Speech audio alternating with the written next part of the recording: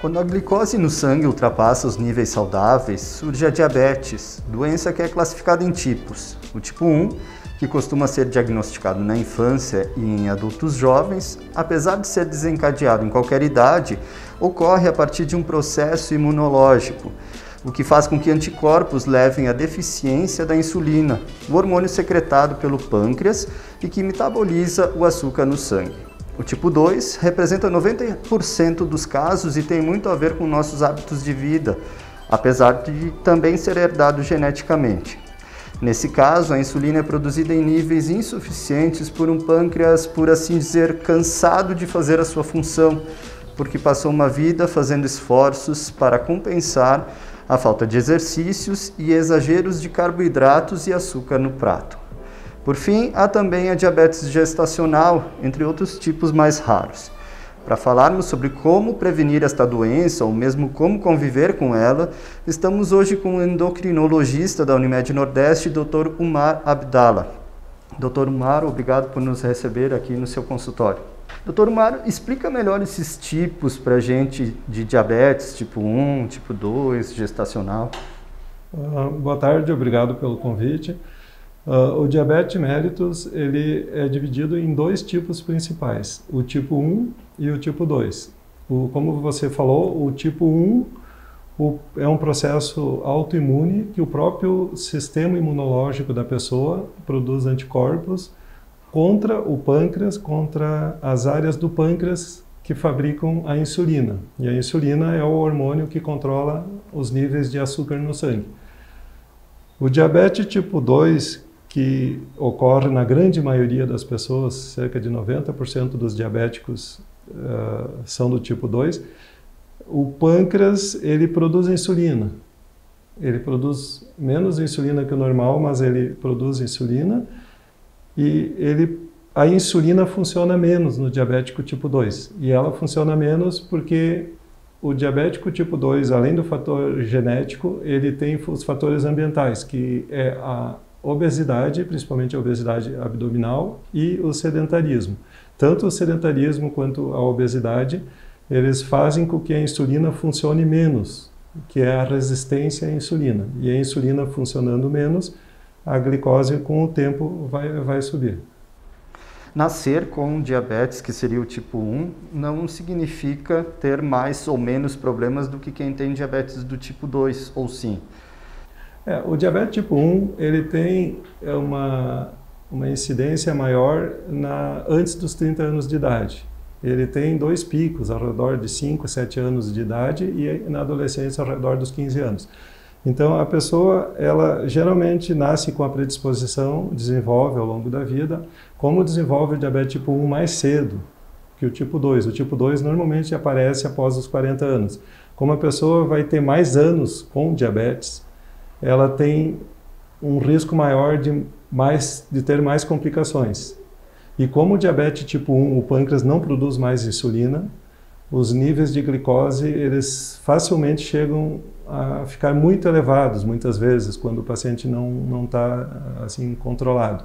Então, o diabético tipo 1, ele tem mais riscos do que um paciente do diabético tipo 2, ao longo da sua vida. Certo, até pelo tempo que ele fica com essa predisposição. Dr. Umar, dados do Atlas de Diabetes da International Diabetes Federation mostram que existem 537 milhões de diabéticos no mundo. Por que esse número, a que se deve um número tão alto assim? Isso se deve que nas últimas décadas o estilo de vida das pessoas vem mudando muito.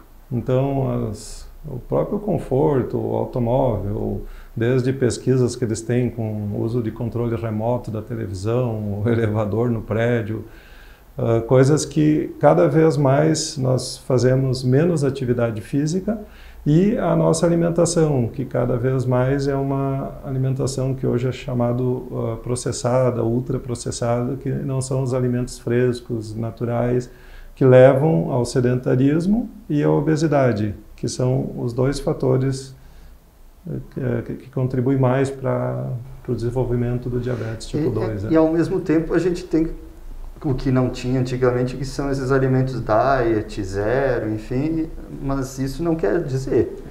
Isso ajuda. Hoje nós temos mais divulgações, temos opções de alimentos menos calóricos, mas mesmo assim ainda, digamos, a indústria de produtos industrializados é muito forte. E a comodidade, porque no dia de hoje, com a correria, com a dificuldade talvez de obter alimentos frescos diariamente, são situações que acabam ajudando muito ao aumento do peso, ao sedentarismo. E as pessoas dizem, não come muito açúcar para não ter diabetes, mas tem também ali o carboidrato que a gente acaba não sabendo que ele vai virar, ou é açúcar, enfim, vai virar açúcar no sangue. São só essas duas coisas que já envolvem uma série de alimentos, ou teria mais outros tipos? E isso é uma boa pergunta. Diariamente no consultório do endocrinologista, os pacientes que descobrem que estão com diabetes, eles chegam e dizem, mas doutor, eu não como açúcar, ou eu como pouco açúcar.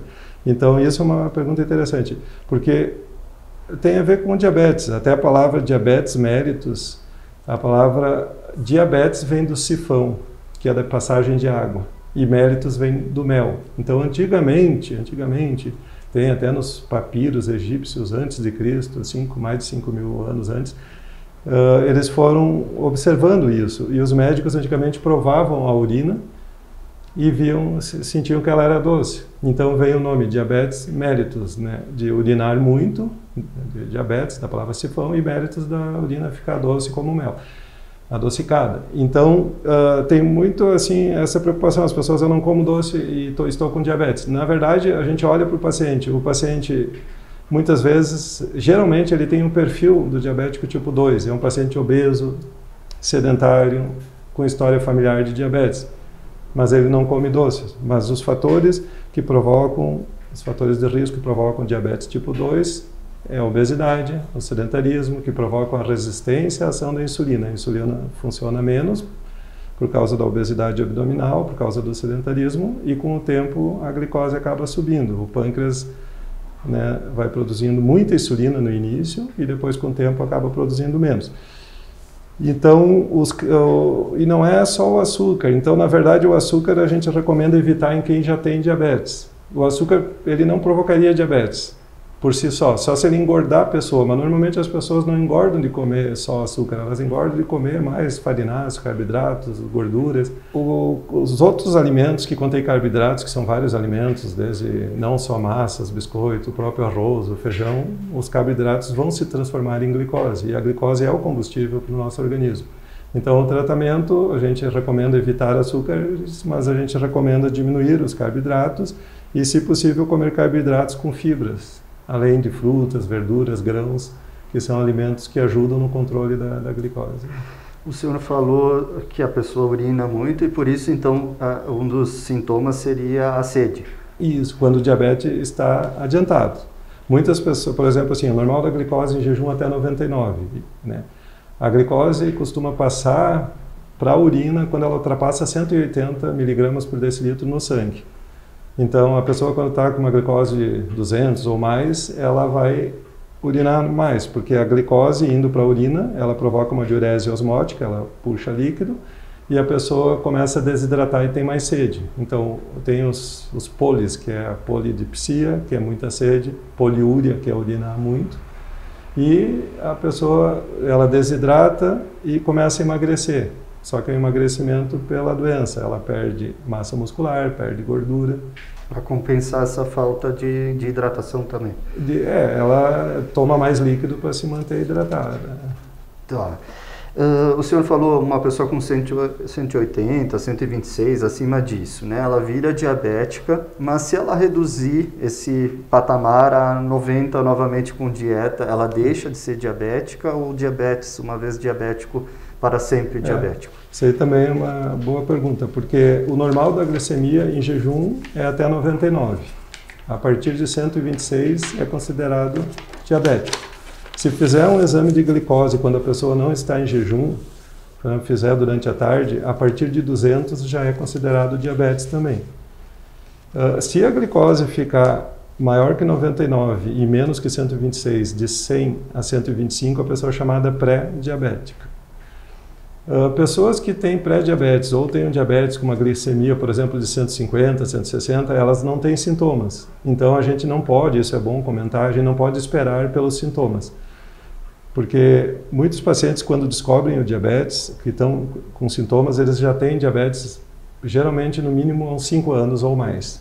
Por isso os pacientes perguntam também, e infelizmente ainda existe um rótulo que a pessoa, quando descobre diabetes, quando ela faz um exame, ela fica geralmente surpresa e muitos pacientes, né, ficam muito preocupados, ficam, eu sou diabético, né? Não, como a gente comentou, o diabetes, ou como você apresentou na introdução, é o momento em que o organismo não controla adequadamente mais os níveis de glicose, que todas as pessoas têm glicose no sangue. A parte do diabetes, que a pessoa que tem diabetes, por exemplo, tem pessoas que têm níveis de glicose em torno de 200 e elas preferem fazer dieta, exercícios e emagrecer. E elas se cuidam e realmente em muitas pessoas a glicose reverte e normaliza.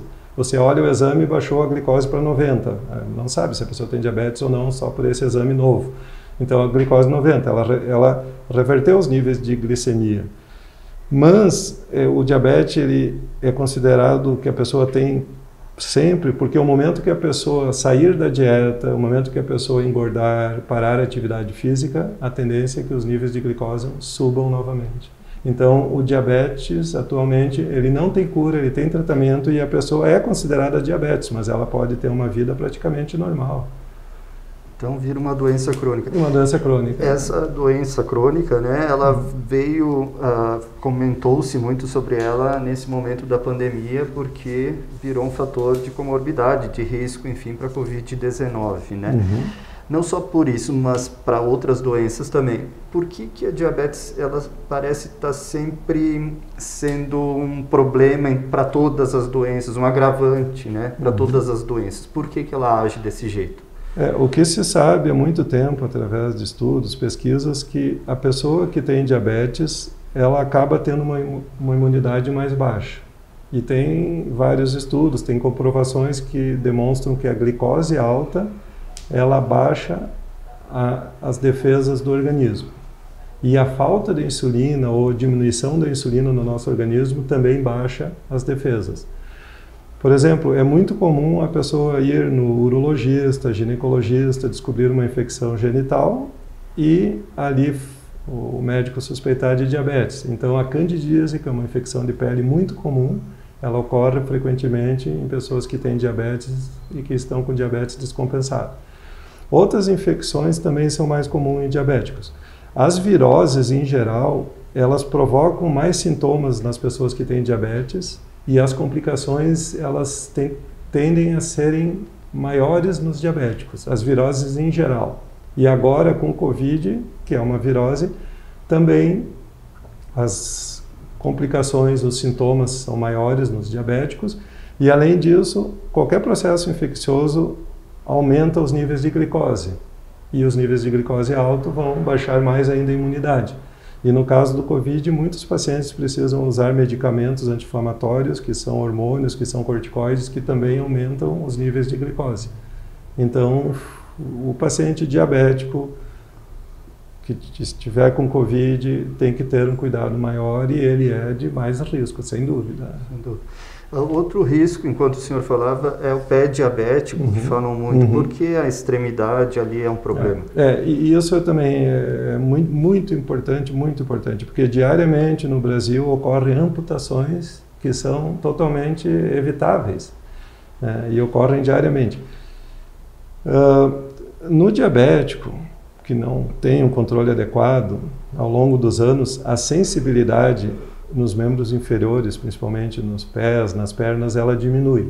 Por exemplo, teve um paciente, ele tinha no caso diabetes tipo 1, ele estava caminhando na praia, ele fez queimadura em ambos os pés, queimaduras severas, e não sentia nada de dor, porque a sensibilidade dele era muito baixa.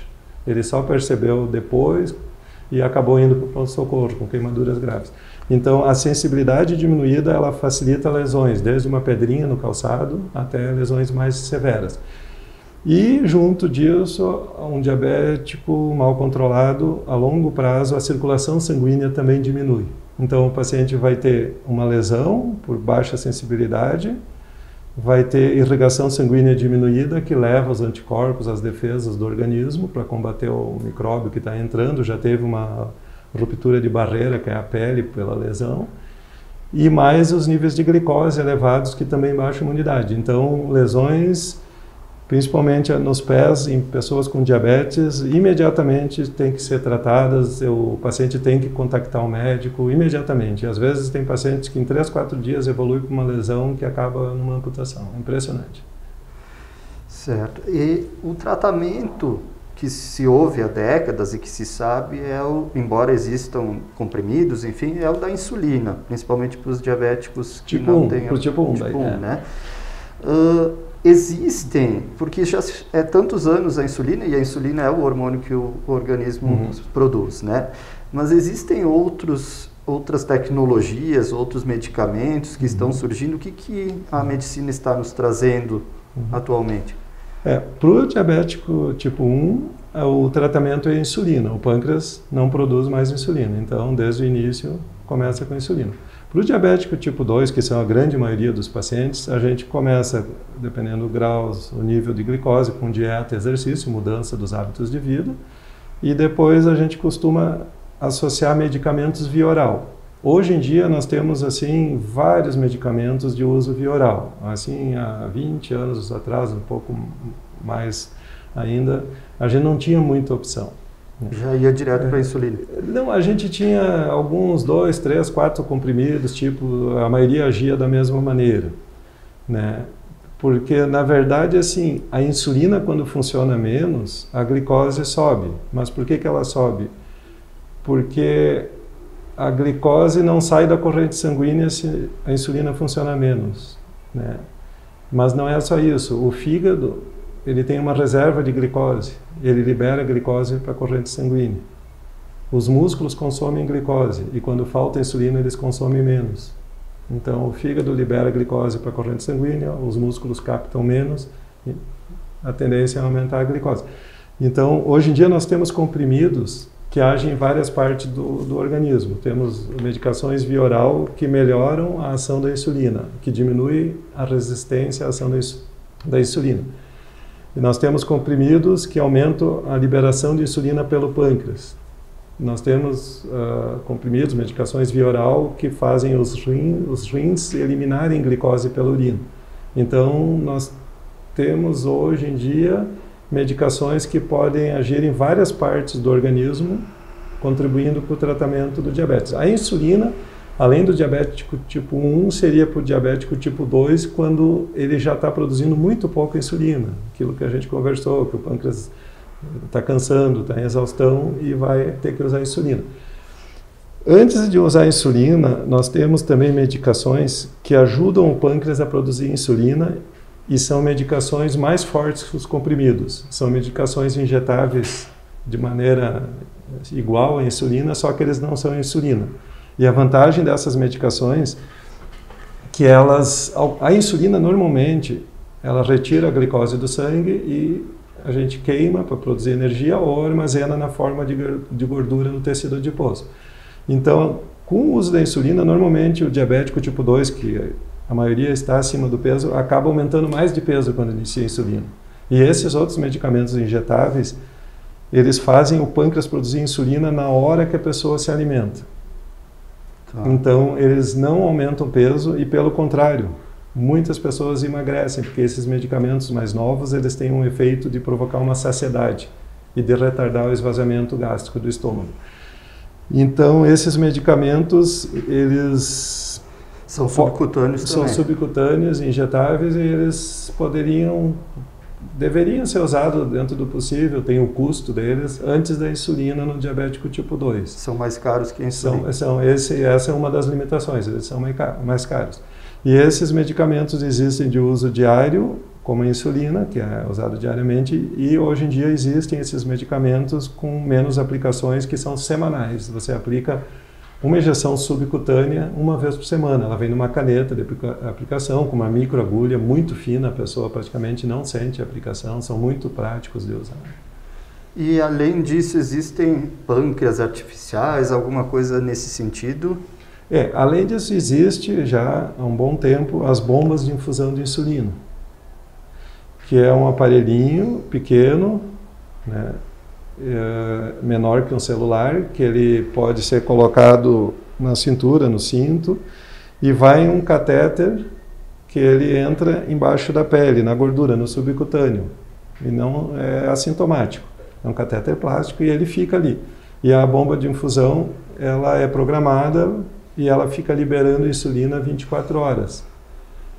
E no momento que a pessoa se alimenta, faz as refeições, a pessoa ela avisa a bomba com outro aparelhinho que se comunica, e se comunica por sem fio, por Bluetooth, avisando o quanto ela vai ingerir de carboidratos. E daí a bomba, naquele momento, libera mais insulina. Essa bomba de infusão, eles estão cada vez aprimorando mais. Existe a bomba de infusão com outro aparelhinho, que é usado também colado na pele, e ele detecta os níveis de glicose. E sem fio, ele avisa a bomba de infusão momentos que a glicose está muito alta ou muito baixa. Ele é programável. Então, evitando hipoglicemia, que seria a queda da glicose. O pâncreas artificial, que é chamado, seria um pâncreas que o ser humano não precisaria mexer, não precisaria ajustar dose de insulina, que a própria máquina, o próprio aparelhinho, ele detectaria os níveis de glicose no sangue e liberaria insulina conforme os níveis de glicose. Então, isso eles estão cada vez estudando mais e cada vez chegando mais perto, mas ainda, na prática, liberado para uso as bombas de infusão de insulina ou os pâncreas artificiais, que se chamam, precisa ainda da interferência da pessoa, que ela tem que, no momento das refeições, comunicar quanto ela vai ingerir de carboidratos. E só não são mais usados em função do custo mesmo. Em função do custo. Tem países que o próprio governo, assim, serviços públicos fornecem, né? No Brasil, tem essa limitação, né? Que é o custo da bomba de infusão e da manutenção dela, né?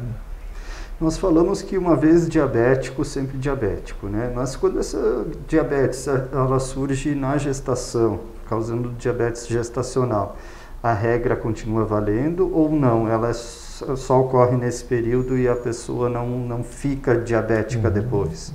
Uma gestante, quando ela vem ao médico, ela pode ser diabética previamente à gestação e daí ela engravidou e tem um diabetes durante a gestação, mas que de início anterior. Então ela já tinha diabetes antes. Geralmente diabetes tipo 2. Tem diabéticos tipo 1, engravidam também. Agora, muitas mulheres desenvolvem diabetes na gestação, principalmente do 2º para o 3º trimestre. Então, por rotina, é feito um teste que a paciente toma glicose, dosa os níveis de glicemia antes de tomar glicose e após tomar a glicose, para ver para quanto sobe.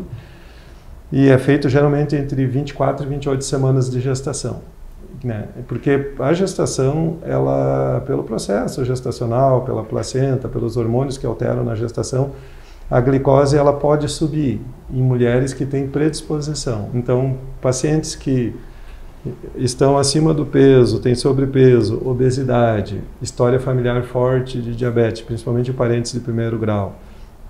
Pacientes que já tiveram diabetes em gestações anteriores, elas têm que ser monitorizadas mais de perto com o risco de ter diabetes gestacional. Controlando o diabetes na gestação, elas podem ter uma gestação absolutamente normal. Muitas controlam com dieta e exercícios, algumas precisam medicações. Há anos atrás, mais de 10 anos atrás, a gente começava medicações de insulina direto, porque as medicações via orais não se sabia se podia ser usado, se é seguro ou não na gestação. Hoje em dia a gente tem medicações via oral que podem ser usadas na gestação antes da insulina. Pacientes, depois que ocorre o parto, normalmente as pacientes que desenvolveram diabetes na gestação, o diabetes reverte, elas voltam a níveis glicêmicos normais.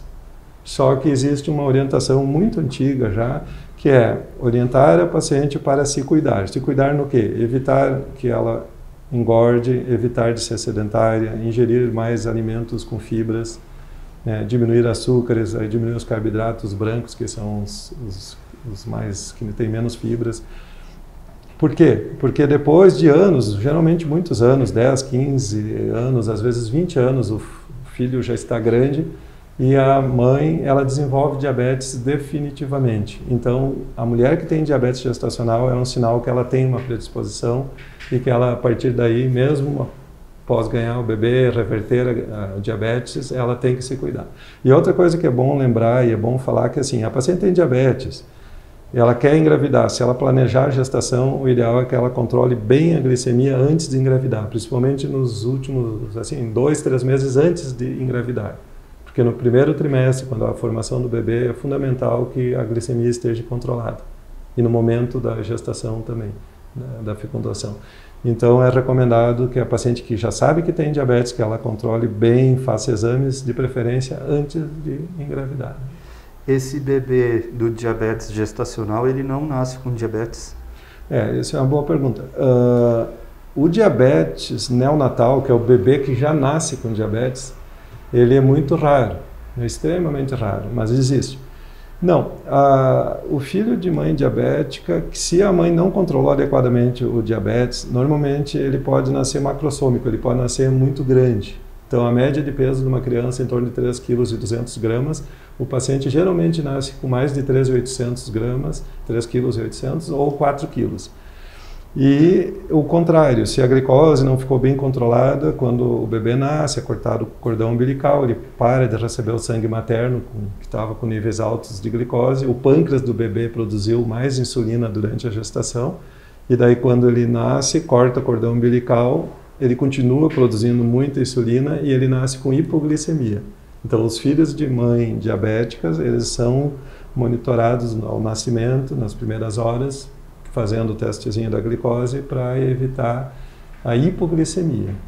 Certo. O risco maior de diabetes familiar, ele é mais no tipo 2 e geralmente ele é depois dos 40 anos, porque tem a genética, mas tem o fator ambiental, sedentarismo e obesidade. Hoje em dia, por causa dessas mudanças de hábitos, muitas crianças, adolescentes, por causa dos hábitos, da obesidade, sedentarismo, estão tendo o diabetes tipo 2 precocemente. Para a gente encerrar, então, digamos, um paciente vem aqui, está com a glicose super alta, virou diabético, o que o senhor indica para essa pessoa, além de um tratamento, enfim, que tenha medicações, enfim, ou talvez insulina, o que é indicado para quem tem diabetes, está em tratamento, o senhor indica o quê? Uma das coisas que eu gostaria de falar também nessa orientação para o paciente o diabetes é uma doença crônica, como a gente falou, é uma doença séria, muito silenciosa, porque mesmo que o paciente às vezes tenha glicemia de 200 e pouco, quando ele está usando algumas medicações, se cuidando parcialmente, não está se cuidando adequadamente, ele pode estar com os níveis altos e não sentir muita coisa, por isso que o diabetes é dito como uma doença silenciosa em geral. Então, assim, o diabetes é uma doença séria, é tratável e o paciente tem que cuidar muito, principalmente com o risco de lesões onde a gente chama nos órgãos-alvos, que vão desde os olhos, os rins, principalmente o sistema cardiovascular, que envolve o coração e o cérebro, ou seja, o risco desde uma arritmia cardíaca até um infarto do coração e os chamados derrames, AVCs no cérebro. Cegueira também? Nas lesões oculares também, uma das principais causas de cegueira em casos avançados é o diabetes, insuficiência renal até indo para a hemodiálise e, como antes nós comentamos, lesões nos membros inferiores, nos pés, que chegam à amputação, amputar uma pessoa, uma parte do corpo por causa do diabetes. Então, a gente orienta todos esses cuidados, essas possibilidades da doença, esses riscos da doença, mas o outro lado, que a pessoa tem que ver, assim, o diabetes é muito frequente, dos adultos, quase 10% da população adulta tem diabetes, quase 1 em cada 10, então é muito comum.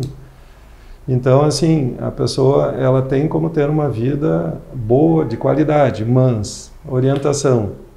É um aviso para a pessoa começar a mudar os hábitos, melhorar a dieta, iniciar uma atividade física. Não precisa ser uma coisa radical, que geralmente não funciona. Então, principalmente para as pessoas que tinham hábitos muito errados na alimentação, não faziam atividade física, mudar gradativamente. Começar um pouco de exercício, 2 vezes por semana. Por exemplo, se caminhar depois 30 minutos de segunda a sexta-feira, está comprovado que ajuda para a saúde e ajuda para o diabetes. Ou 45 minutos 3 vezes por semana.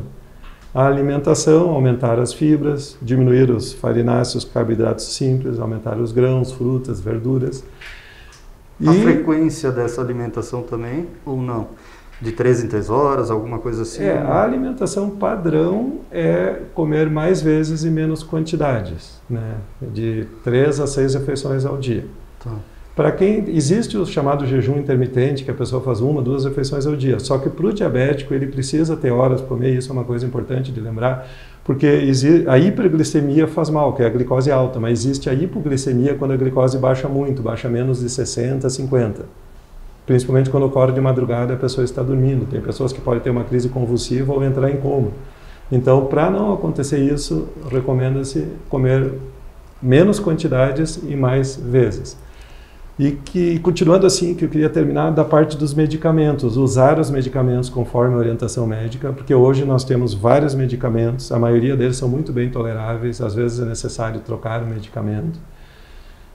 E o diabético tipo 2, quando não consegue um controle adequado com dieta, exercício e medicações via oral e necessita insulina, ele usar a insulina, porque muitos pacientes esperam 1 ano, 2, 3 anos e não querem, eles acham que usar a insulina é muito ruim. A insulina, para quem precisa, ela é boa.